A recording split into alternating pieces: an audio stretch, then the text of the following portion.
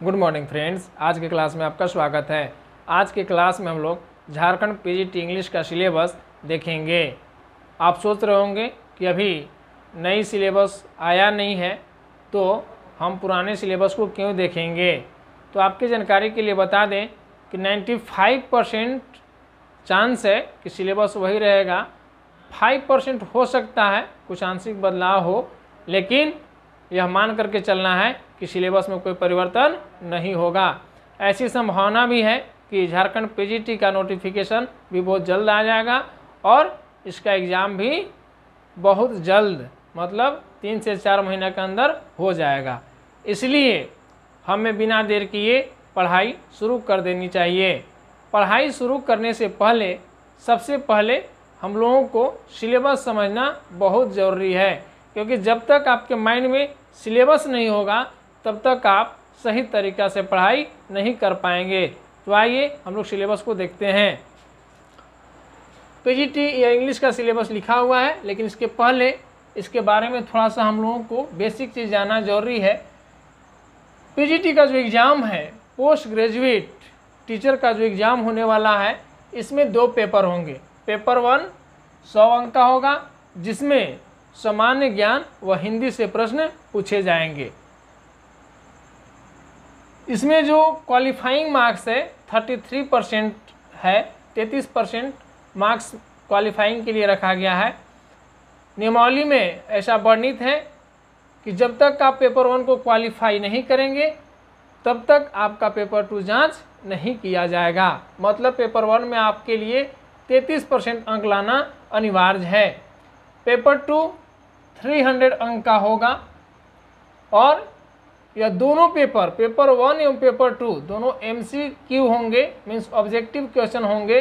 Paper 2 के लिए समय 3 घंटे का होगा और क्वेश्चन का जो लेवल होगा वो पोस्ट ग्रेजुएशन होगा, मतलब स्नातकोत्तर जो लेवल होगा उससे प्रश्न पूछा जाएगा। क्वेश्चन का जो पैटर्न होगा, क्वेश्चन का जो लेवल होगा वो MA लेवल का होगा। तो इसलिए आपको गहराई से पढ़ने की आवश्यकता है, आपको डिटेल से पढ़ने की आवश्यकता है। जो पेपर 2 होगा वह 300 मार्क्स का होगा और इसमें आपको एक चीज़ समझना है कि मिनिमम 50% अंक जो जनरल के कैंडिडेट्स होंगे उनको लाना अनिवार्य है।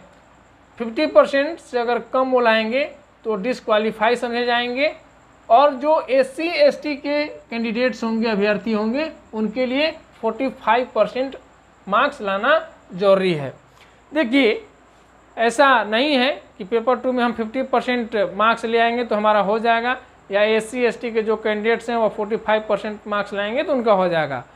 उतना मिनिमम परसेंटेज आपको लाना जरूरी है। मेरिट कितना बनता है ये किसी को पता नहीं। मेरिट कितना जाएगा, हो सकता है कि मेरिट 70% पर बने, हो सकता है मेरिट 65% पर बने, हो सकता है मेरिट 62% पर बने, हो सकता है मेरिट 60% पर बने, हो सकता है मेरिट 50% पर भी बन जाए।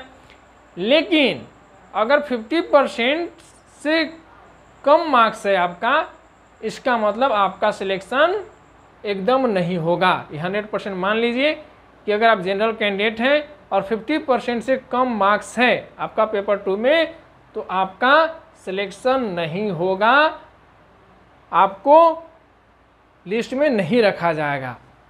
और SC ST के लिए यह 45% रखा गया है। आप जान रहे हैं कि पीजीटी में टोटल 3120 सीट्स के लिए विज्ञापन आने वाला है। इसके पहले 50% सीट्स हाई स्कूल टीचर्स के लिए जो हाई स्कूल में 3 साल तक सेवा दे चुके हैं या विज्ञापन आने तक दे चुकेंगे, उन लोगों के लिए रिजर्व था। लेकिन नई नियुक्ति नियमावली में इसमें बदलाव किया गया है।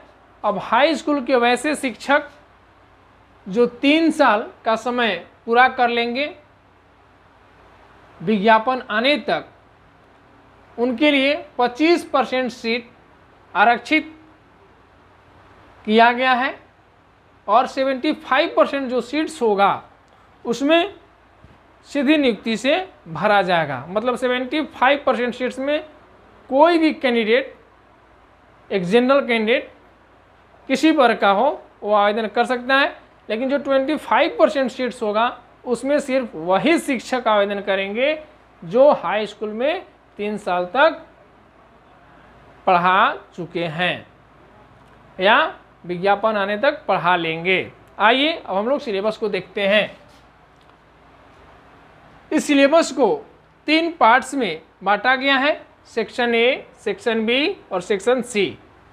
Section A, detailed study of a literary age 19th century. आपको पता है 19वीं शताब्दी में जो एज हुआ था वो 2 एज था। कौन कौन? रोमांटिक एज और विक्टोरियन एज। तो detailed study of a literary age 19th century, 19वीं शताब्दी का जो लिटरेरी एज है उसको डिटेल्ड में पढ़ना है। आपको कौन कौन एज पढ़ना है? रोमांटिक एज और विक्टोरियन एज। रोमांटिक जो एज था वह 1798 से शुरू हुआ था, 1837 तक चला था।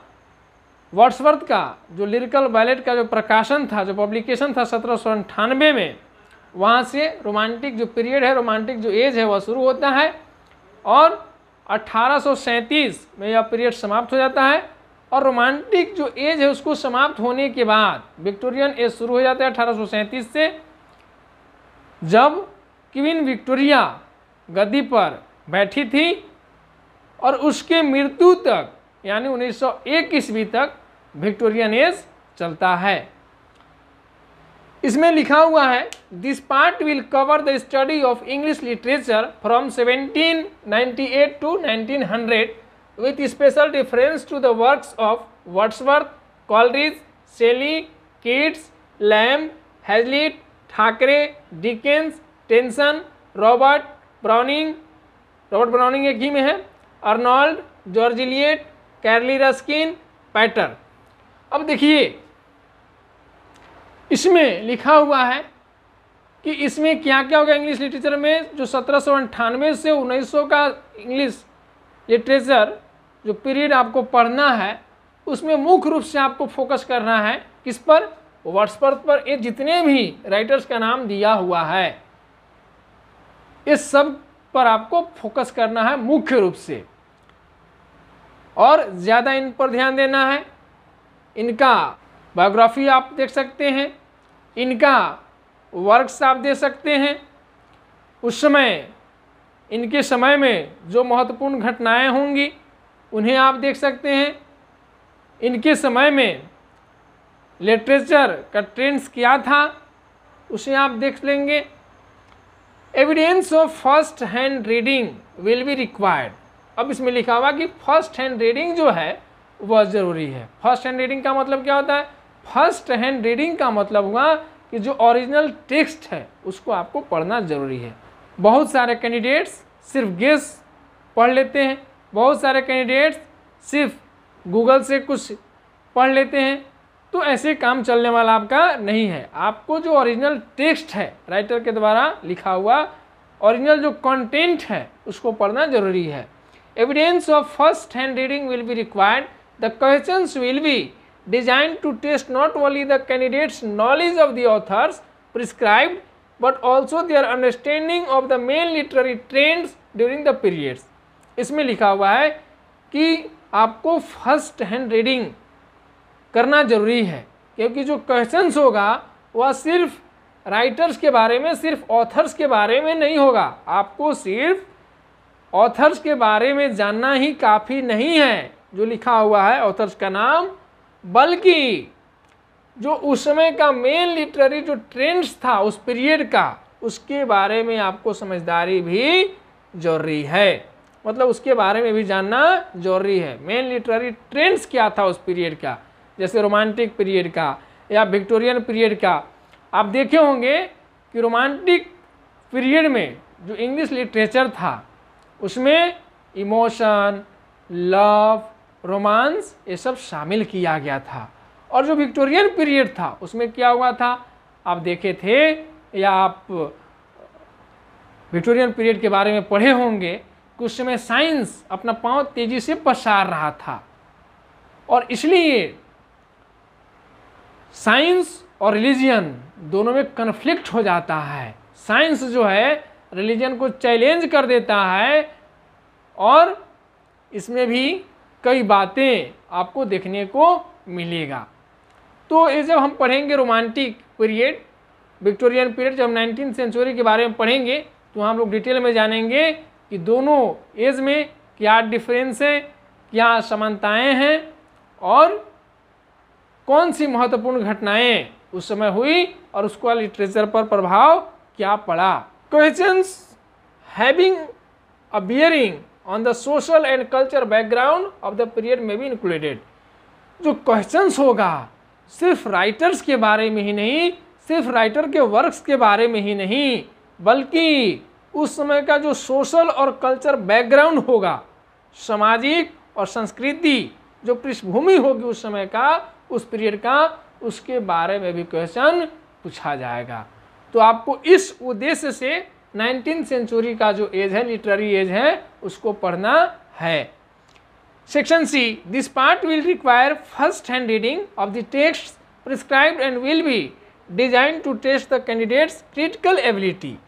अब देखिए, यह जो नीचे कुछ राइटर्स का नाम लिखा हुआ है, कुछ पोइट्स का नाम लिखा हुआ है, उनका कुछ वर्क्स दिया हुआ है और इसमें यह कहा जा रहा है कि इसमें भी आपको फर्स्ट हैंड रीडिंग जरूरी है, मतलब ओरिजिनल टेक्स्ट को पढ़ना जरूरी है। ओरिजिनल टेक्स्ट के साथ साथ जो ओरिजिनल टेक्स्ट प्रिस्क्राइब किया हुआ है, लिखा हुआ है, उसको पढ़ने के साथ साथ कैंडिडेट्स के पास जो वर्क्स है उसका क्रिटिकल एबिलिटी की जानकारी भी होना चाहिए। क्रिटिकल एबिलिटी क्या है? तो क्रिटिकल का मतलब होता है कि जब हम किसी चीज़ के बारे में पढ़ें या उसके बारे में जानें तो उसका गुण और दोष दोनों के बारे में जानें, मेरिट्स और डिमेरिट्स।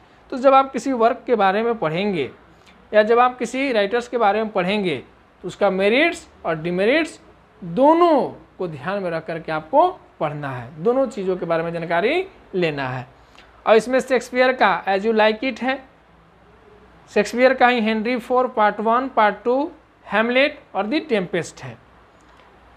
मिल्टन का आपको पढ़ना है पैराडाइज लॉस्ट, जेन ऑस्टिन का आपको पढ़ना है एमा, वर्ड्सवर्थ का पढ़ना है द प्रील्यूड और डिकेंस का पढ़ना है डेविड कॉपरफील्ड, जॉर्ज एलियट का पढ़ना है मिडिल मार्च, हार्डी का पढ़ना है ज्यूड द ऑब्स्क्यूर, एड्स का पढ़ना है Easter 1916, the second coming, Byzantium, a prayer for my daughter, Leda and the swan, sailing to Byzantium, मेनू, the tower, among school children, lapis lazuli और टी.एस. एलियट का पढ़ना है द वेस्टलैंड, डी.एच. लॉरेंस का पढ़ना है द रेनबो।